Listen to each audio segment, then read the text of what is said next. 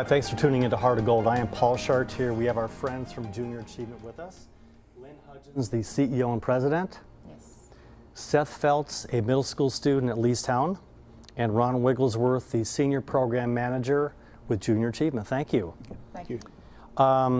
We've got 15 minutes, but this is important stuff.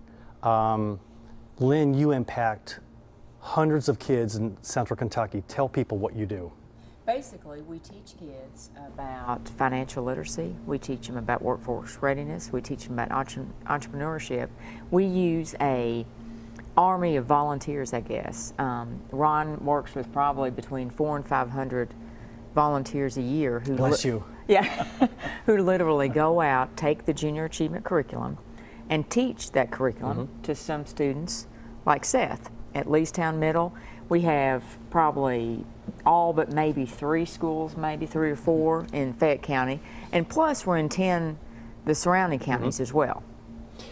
And your program fits directly with the theory that they're learning in school. Right. And you add your component. Exactly. Yeah, it fits right along with the core content. One of the things Junior Achievement,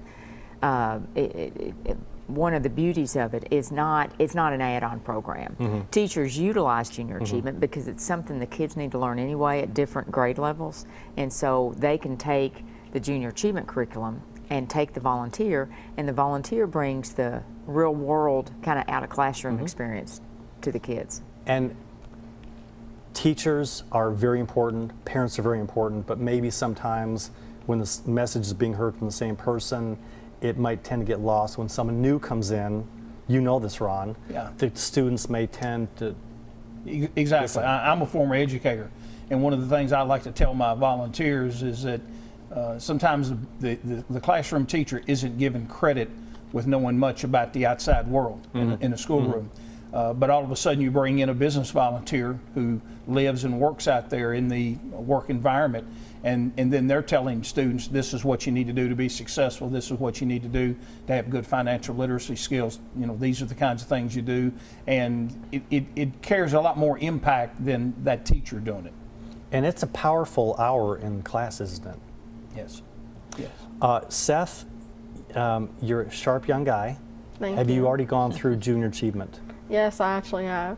And how many grades have you gone through with it? I only went through 7th grade. And what class were you in where they brought in JA? Social studies. And what were you learning? And then when someone came in from JA, what did that add to your curriculum? We were learning about how to deal with money and things like that. And whenever Junior Achievement came in, we started learning about the stock markets, how to manage your money, what type of credit cards, or what kind of banks, and like the fees that may come upon you whenever you mess up and you write a check that's too big or something like that. What grade are you in? 8. Yeah. That is mighty impressive. Ron, we're going to get into the volunteers in a minute, but what are your biggest challenges right now? Biggest challenges are usually volunteers. That's it. Yeah, we normally, and Lynn said this earlier, we teach over 18,000 students a year. That's what we've taught for the last 5 years, over 18,000. In your footprint? In our footprint here in our Junior Achievement area.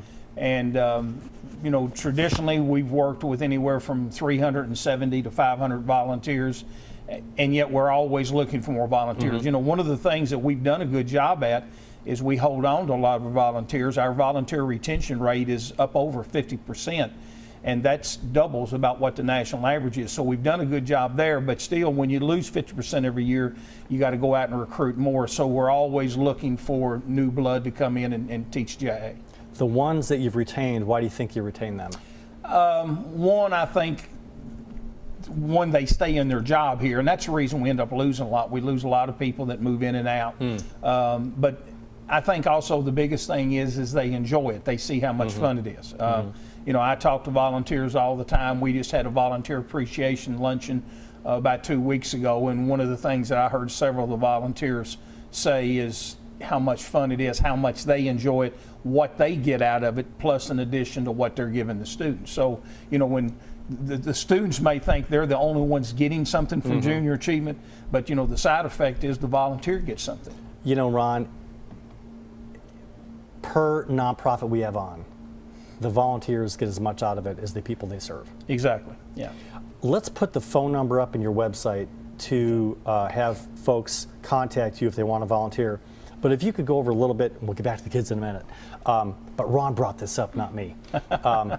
Bring up the profile of what you want from someone to volunteer. Sure. We want someone that is interested in going into the schools and working with young people that will try to teach them some of the economic-based education programs we have. The main thing that volunteers need to understand is this is not hard. It's not rocket science. Just to give you an idea, I brought one of our kits that we use. This is a kit that we use in the 4th grade. It's called Our Region. And this is what the guide looks like, that any of our programs have a guide similar to this.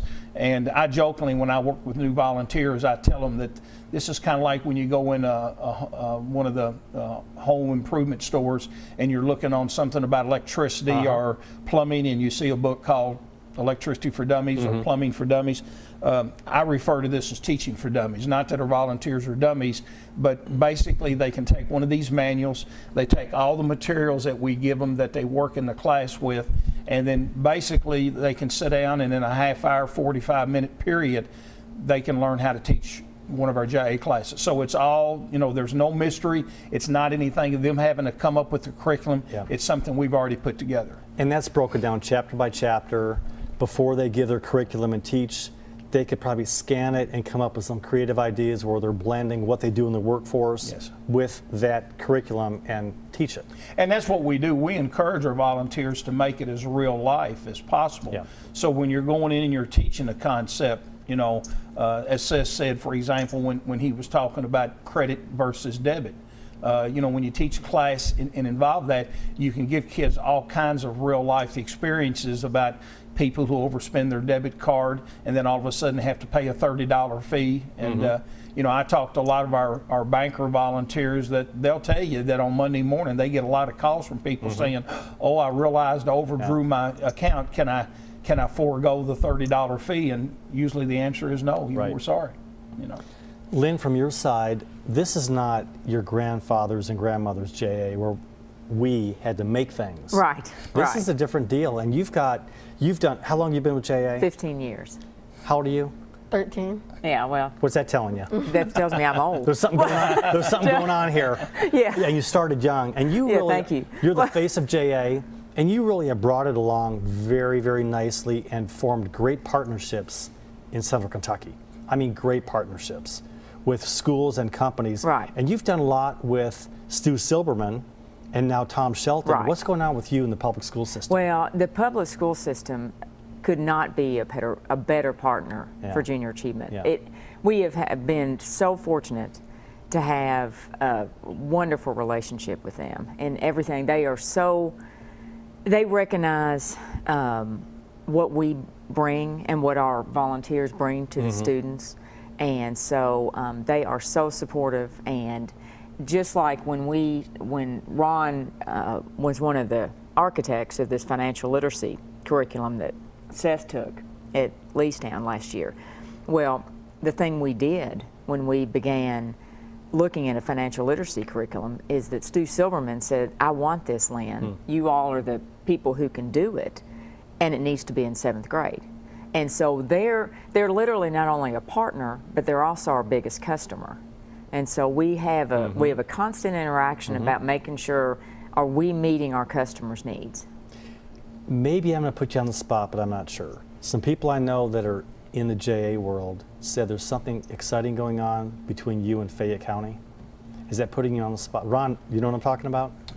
Yeah, we know what we're talking about. We know what we're talking about. But Do we want to talk about it right now? not yet. Not yet. Not yet. But yes. Stay tuned. Stay tuned. What's the timeline for us to find out? The timeline is, this time next year. Yeah, hopefully this time next year we'll be able to talk about it. Actually, what we'll do is hopefully by June of 2014, we'll be able to go into the public with it, and we can give you all kinds of details. But it is such a cool thing that we'll be doing. Can this program scoop it?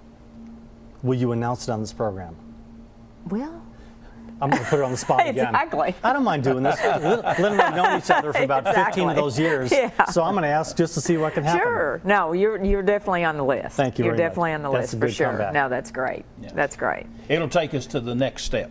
Oh, totally. And You know, it's, as good as JA is, it's going to take us to Yeah. where we're going to be able to serve more kids and serve a bigger percentage of kids in our area. right, and also give them an experience of lifetime that if they have that experience in elementary school, they'll remember it when they graduate from high school.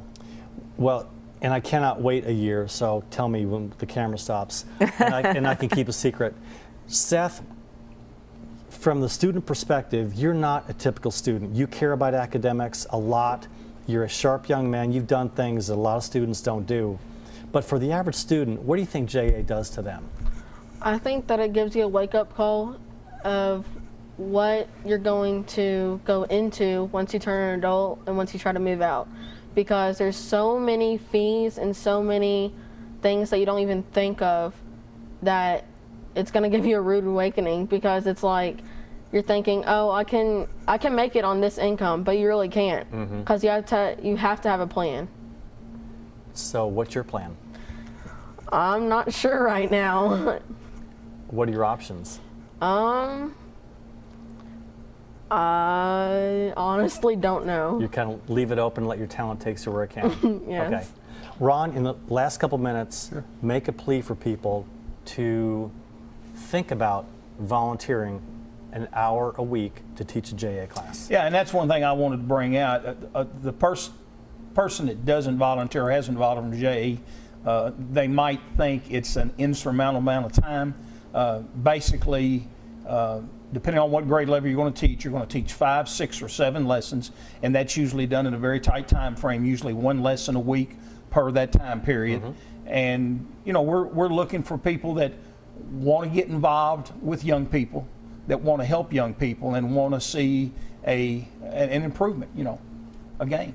And with that, I do believe that if a parent is interested in teaching at their child's school, do you kind of work with that? We can work that in, Yeah. yes, that's not a problem. If I have a parent that comes to me and says, hey, I've got a 3rd grader over at Wellington Elementary, could I teach in her class? Then I'll contact the teacher directly and say, hey, I've got this parent that really love to teach in her child's class. And, you know, we'll probably every year we have, you know, 15, 20, 30 of those. And we'd love to have more of them, because that's an easy volunteer for us. That's someone who wants to be involved in her child's school. So we want people to call JA or look up the website. And Lynn, in closing, if you want to thank your partners, your sponsors, of all the great things they do for JA. Well, I'd almost hate to start, because I'm sure Don't I'd mention leave names, somebody out. but just in general. Yeah, but just in general, we have a program called Adopt a School, which you may be familiar with, and we have probably 20 or 25 companies and individuals who literally go in and they sponsor a school, which means they underwrite all the junior achievement materials for that school, and in a perfect world, they also supply the volunteers. Right. And we also have financial literacy partners, and those financial literacy partners have underwritten the financial literacy curriculum. So, Lynn Hudgens, yes. young man, Ron, thank you very much. This has been great. 18,000 and plus counting. Thanks for what you do for JA. Keep it up. You're on the track. I'm Paul Chartier. We'll be right back on Heart of Gold.